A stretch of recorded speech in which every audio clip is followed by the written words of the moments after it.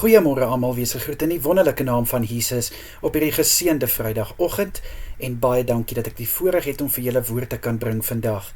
Ek wil net sê vir die wat op Facebook en op YouTube na hierdie opname kyk, ek het vandag 'n prentjie bygesit omdat ek ongelukkig nie in 'n posisie was om te kan die video opneem soos wat ek altyd doen nie, maar die woord gaan nog steeds uit. So baie dankie dat julle nogtans nie net agter die video of die prentjie is nie, maar om die woord te ontvang, want dit is tog waaroor dit gaan, of wat sê ek. Nou, ek het iets besef in hierdie afgelope tyd, wat ek so 'n bietjie uitdagings het met my gesondheid, dat al voel 'n mens soms hoe sleg, al voel 'n mens jy siek, jy voel jy het net nie krag nie, jy voel dinge is net nie hoe dit moet wees nie, kan jy nog steeds die evangelie verkondig? Hoe doen jy dit? Jy hou vas aan die woord van Jesus Christus. Jy staan op die beloftes van Jesus Christus. Jy kan nog steeds in die woord dwaal. Jy kan nog steeds bid. Dis nie te sê omdat jy nou deur 'n tyd gaan wat jy swak voel of wat dinge uitdagend is, nou moet jy net die evangelie een kant toe stoot nie. Jy kan nog steeds met mense praat van hoe God goed is vir jou. Maak nie saak of jy op die oomblik deur 'n moeilike seisoen gaan, of deur 'n moeilike tyd gaan nie.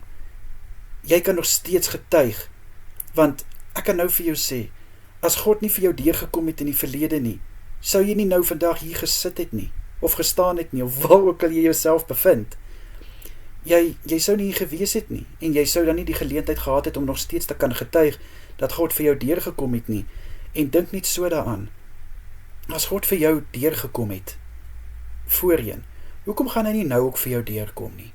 Dit voel soms net bietjie lank, maar God is besig om te werk aan die volgende seisoen, en ek weet baie mense hou nie van wat ek nou gaan sê nie, maar deur mense swakheid word jy ook getoets.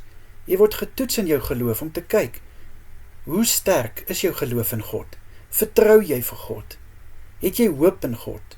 Of gaan jy net opgee? Ek kan vir jou sê, nee, my boetie en sissa, in 'n mens se swakheid kom God se krag ten volle werking. En dit kan ons lees in 2 Korintiërs 12 vers 10. Net na die bekende vers wat ons altyd lees, my genade is vir jou genoeg. En ek wil ook vir jou sê, wat deur hierdie moeilike tyd gaan, God se genade is vir jou genoeg. Solank jy God in jou lewe het, sal die res in plek val.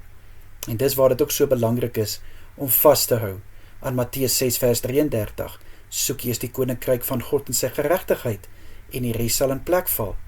My boetie en sissa, ek weet nie waardeur jy gaan vandag nie, voel jy nie lekker nie, sukkel jy finansiëel, sukkel jy om 'n werk te kry, sukkel jy in 'n verhouding, daar kan soveel dinge wees, maar ek wil vir jou vandag sê, jy gaan sterker aan die ander kant uitkom. Jy voel dalk nie nou so nie, jy dink miskien ek praat nonsens, maar ek kan vir jou sê, hou vas aan God, en weet net, uit hom, deur hom, tot hom, is alles moontlik. Hy is die God van die onmoontlike, en jy is meer as 'n oorwinnaar.